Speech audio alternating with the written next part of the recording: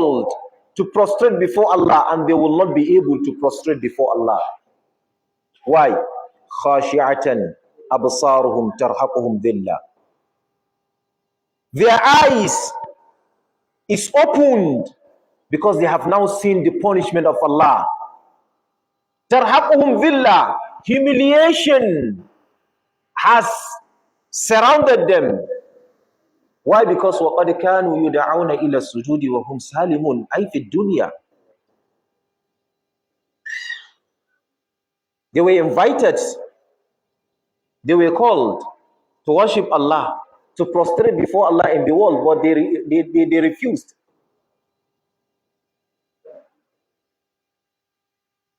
And what is their final abode? Hellfire. So these are some of the verses. We have many verses. We have many verses.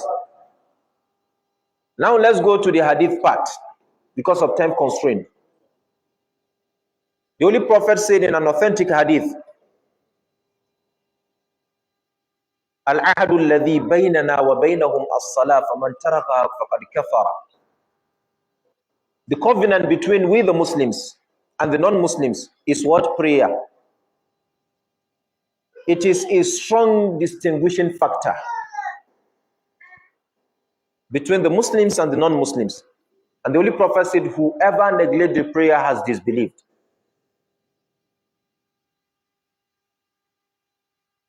Even though some scholars will go on the view that this is a warning, but even if it is a warning, you shouldn't take it for granted. Because Sheikh Muhammad Salih bin Uthaymin rahimahullah and Sheikh Abdul Aziz bin Baz, they are on the view that whoever is neglecting the prayers is not a Muslim. And that is a strong view. Because even Sheikh al-Islam ibn Taymiyyah is on that view.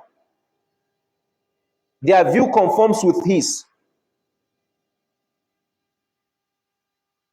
And in another hadith, the Holy Prophet said, بَيْنَ الرَّجُلِ وَبَيْنَ شِرْكِ تَرْكُ الصَّلَاةِ.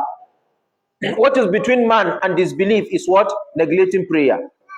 فَمَنْ تَرَكَهَا فَقَدْ كَفَرَ أَوْ أَشْرَكَ. Whoever neglects prayer, he has disbelief or has become a non-Muslim. So tell me, the Holy Prophet has concluded everything. And that is why the first thing you and I will be called to account regard to our action on the day of accountability is prayer.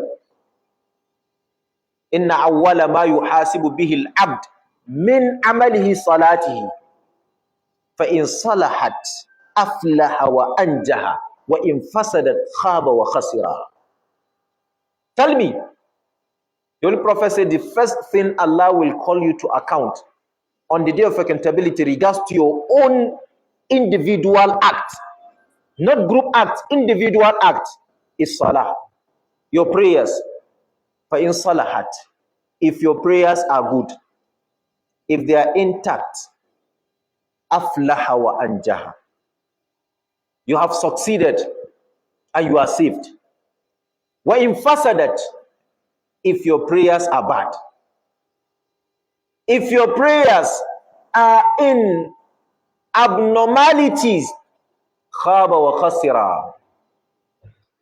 That person has ruined his life, and that person has lose. You have lose everything. If your prayers are not good, you have lose everything. Because it is a day that يَوْمَ لَا يَنْفَعُ مَالٌ وَلَا بَنُونَ. يَوْمَ لَا يَنْفَعُ مَالٌ وَلَا بَنُونَ إِلَّا مَنْ أَتَى اللَّهَ بِقَلْبٍ سَلِيمٍ.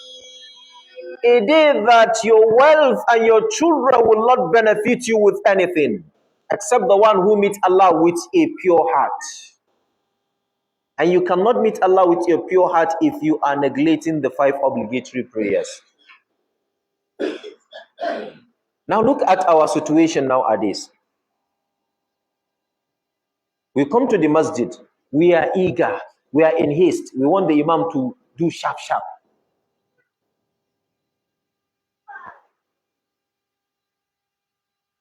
Imam is reciting a particular surah of which you did not memorize. This imam is too hard. This Imam is prolonging the prayers. So I keep on wondering, how could a responsible Muslim want Allah to give him paradise with his prayer of 3 to 5 minutes? Do you understand that? You want Allah to give you paradise and you pray, you observe prayer within 3 minutes, within 5 minutes. So you want to use that 5-minute prayer so that Allah will give you Jannah? When the Holy Prophet is saying, Allah inna sil'atallahi ghaliya, Allah inna sil'atallahi al-Jannah. He said, listen, Allah's commodity is expensive. Listen, Allah's commodity is Jannah. Jannah is expensive. Paradise is expensive. The most expensive thing Allah has created. And there is no how we can get Jannah free of charge. So easy without struggling for that. Nowadays, the only thing left for us is to worship Allah. Do you go to battlefield to fight in the cause of Allah? Even if you will be invited to the battlefield, most of us will decline. I'm telling you the fact.